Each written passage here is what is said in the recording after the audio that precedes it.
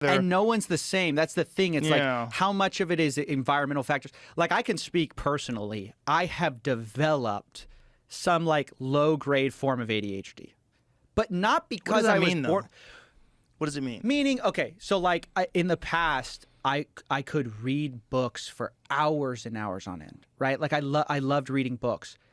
Due to how much I engage with social media, and I'm someone who tries to monitor this stuff. I was on a flip phone last year for like 6 months out of the year. I mean, like I try to limit this stuff. But because so much of my job is on social media and Twitter and I'm scrolling, and the scroll is so addictive because it's you context switch so much, so fast that it's like my brain, when I try to lock into a book, it's like it takes me a bit. And I'm somebody who likes to read a lot. I'd say I was like a voracious reader, especially as a kid. And like as I get older, I'm having to sit down, and it's more like work. I have to intentionally like, okay, I gotta read this book. I'm gonna cut myself from distractions, and I have all these apps on my phone to try to limit the amount of like screen time that I have, because I know this is bad for my brain. So I don't know. For me, I'm like, Adderall is not a good solution for me, because my problem is not that I was born with this issue. My problem is I'm on my device, and my device is literally overstimulating my brain to when I don't have that overstimulation. I'm just sitting in a quiet room with a book. Now my brain's like, well, where is it? Where's the interaction? So for me, I think the answer is, okay, for me, I just have to unplug more, right? And that's what I try to do. But for somebody who says I was born like this, I can never pay attention, like, is the answer, some people say Adderall helps them. What do you say to those people? So it like, that's what I mean. It's like, it Adderall seems like definitely an helps environmental. Yeah. Well, I think you're addicted to your phone. For sure. Yeah. Most people are. Yeah. I am very fortunate that I'm not addicted to social media. I'm addicted to watching YouTube videos, which is a totally different animal. Yeah. And I'm also addicted to watching YouTube videos on things that I enjoy, which is better. So I've filled that gap with things like I watch like fight videos and professional pool matches. It stimulates me in a way, but I'm not engaging with this context switching constantly, like scrolling on Twitter. I go to Twitter maybe 5-10 minutes a day. I go and I see what the fuck's going on. Like, what is everybody mad at? Like, who's in trouble? Like, I'll shit scroll. Such a funny way to describe Twitter. It's so accurate, too. But I do not post. Right. If I post and ghost. I just post and I leave it alone. I don't read the comments ever. Mm-hmm.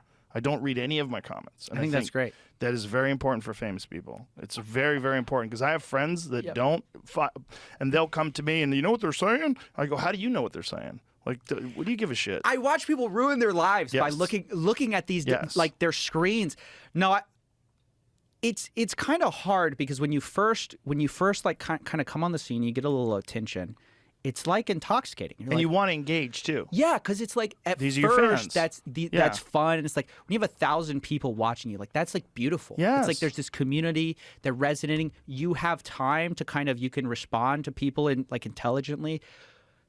When you start to get into the millions, it's just ludicrous. It just doesn't make sense anymore, and it starts to be this like, your audience starts to become, to you, more, it feels more like a hive mind, even though it still is individuals. It feels more like, okay, how do I get a pulse of what this actually is? This is why people gravitate towards negative comments when they have huge audiences, is because they go like, well, maybe they're right. Maybe that like one guy represents the whole. Mm-hmm. And of course it doesn't, but it's like they're worried because they don't really know what their audience thinks, because it's so many people.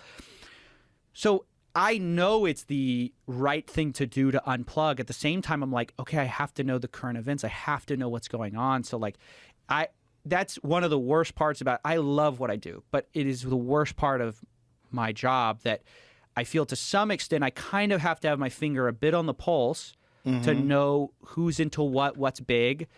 But then after that, the discipline is like unplugging. What I have found is that if something is big enough that I need to pay attention, I find it.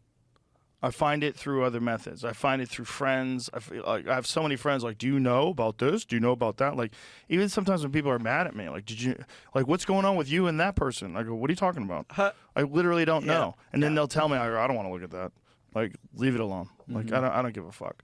but you'll find out. You'll find out because people are talking about it. You'll find out. Like, let the addicts scroll. Let them go crazy. But for your own mental health, it's not. And anybody who's public, like you're a public person, you engage publicly. You put your videos out, and people comment on them, and your videos get millions of views. Like, that is not an environment where you can healthily sample people's opinions. It's just not possible. And human beings are designed to look for threats. You're designed to find problems. And so if there's one person that thinks you're a piece of shit and 100 of them love you, that one person is the one you're going to think about.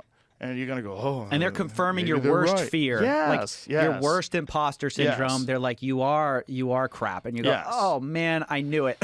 But even for people that are just regular people engaging, like imagine people aren't talking about you because you're anonymous, but you're engaging in this very shallow form of communication that's not natural. You're engaging in a text-based communication with someone. You don't know who they are. You don't have any background on them. You don't know if they're fucking schizophrenic. You have no idea. And yet you are investing your mind and your focus on these interactions that you're having with this person. And most likely, if you're in a dispute, you're trying to win this dispute. Yeah. So you're trying to find reasons why they're wrong, and you're getting anxiety, and you're involved in this little sort of debate/mental battle. It's like, fucking go outside. Go do something with your life. Like, social media is fucking dangerous, but it's not dangerous if you understand it. It's like if you have a cabinet filled with cookies and chips, it doesn't mean you're going to get fat. You can always go into that cabinet every now and again and have a cookie, and you're going to be fine. Yeah. But if you just fucking open that cabinet every day and stuff your face, you're going to get diabetes. And what's hard is these apps are built to be sweeter and sweeter and more fattening every year. Well, look at TikTok. Like, that's the best one. And that's where I finally drew the line, where I always try to stay up to date on all the apps, you know? And I have a family member who's young who like told me about TikTok, and they're like, you got to get on this. It was like back in like 2019, and they of course were right. I should have. I would have. No. No. But at the time,